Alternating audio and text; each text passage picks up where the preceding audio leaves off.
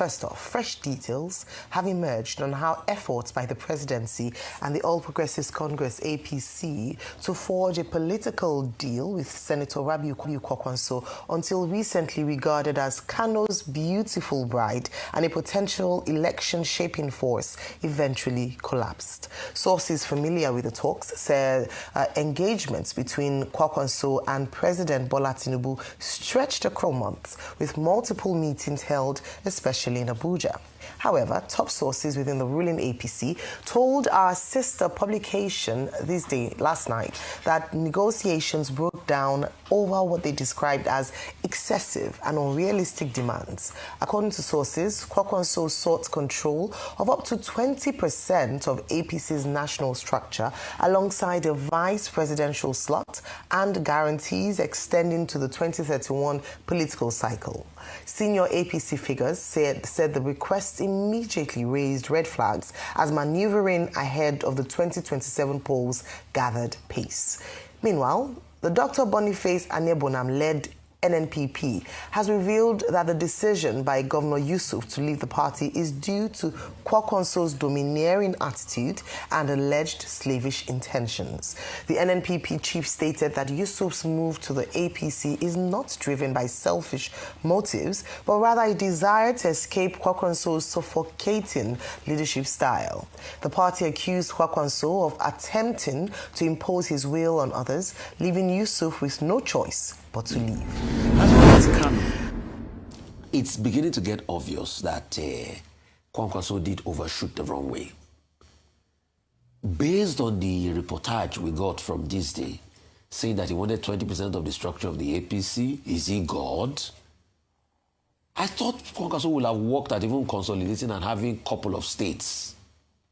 Because you see, this beautiful bride mentality is always hard. You cannot compare yourself to Bola Tinubu. Bola Tinubu then, before he became President Tinubu, had about 5 to 6 states in the Southwest. He consolidated. So anytime he wanted to bargain politically with President Bola Tinubu now, he had many things on the table working for him. And that's why when President Buhari was able to do the deal across the Niger, across the Benue, like Anatu, my sister, was saying, there was something President Tinubu could bring on the table. But you've just been only one state. And now you're bargaining with people and saying you want to get 20% of the structure and all of that, and you're talking about vice presidential ticket. How about when the man has a running mate? And the running mates, Vice President Kashim Shettima, is not a pushover. What you have, he also has. He's former governor like you. So, if based on the reportage, and I'm saying if based on that because it's one side we hear, if based on that reportage, and it's anything to go by, then I think he's overshot himself. But he can also try to redeem himself, and the next election will matter. Will he be able to float on other candidates that will be able to go against APC in the state and beat his own political godson? That will be the battle royale of the century, because he needs consolidation. But now, like the reportage is saying this day, he has a weak bargaining power as regards anything he wants to do now. So it's even going to be way more difficult for him, to be able to make an inroad as regards anything he's going to do at this point in time. I'll yield the floor because of time. Very quickly. Let me start with, Dr.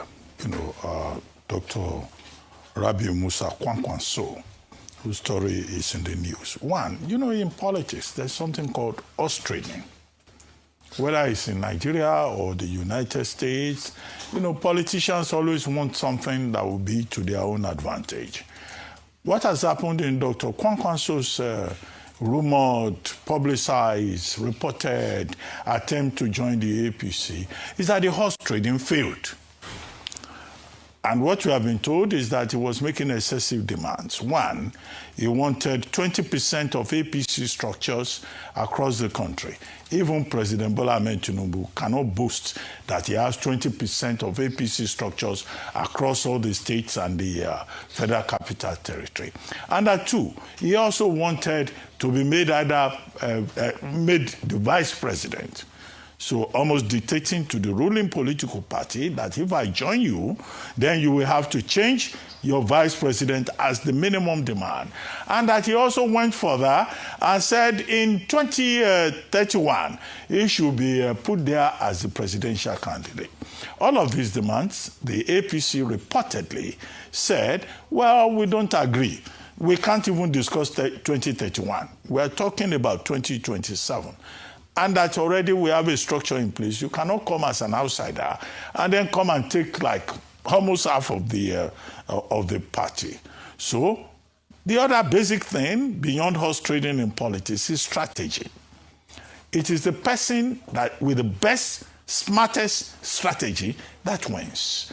Now, it seems to me that in this particular case, the APC and President Tinubu will seem to have outsmarted Dr. Kwankwaso, who obviously must have believed that, yes, given the strategic importance of Kano State, which is 44, local governments, and also the voting block of almost close to 20 million, because you have to win Kano, as I've said before, win,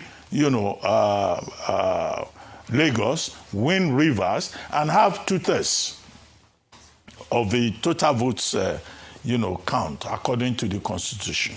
But what Dr. Kwankwaso has been shown is that it's not as important as he thinks he is. So they've now gone to pick the governor, Governor Abba Yusuf, who is the sitting governor. He has the leverage, there's factor of incumbency, and the federal will face him. So this is about horse trading and also about strategy.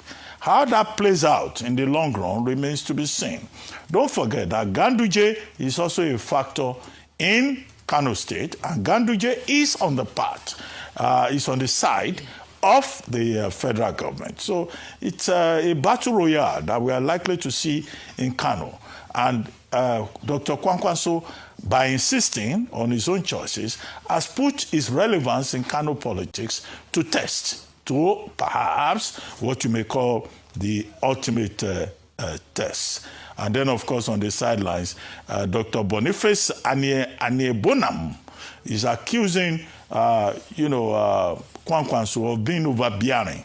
And that is because he's making excessive demands. Also, at the local level, that the governor, Abba Yusuf, has now decided to go and join the APC, where perhaps he has been promised, it's not just a second time, but the freedom to run the state without an overbearing godfather. The final point is about the influence of godfathers, a subject that we will always continue to review in this country.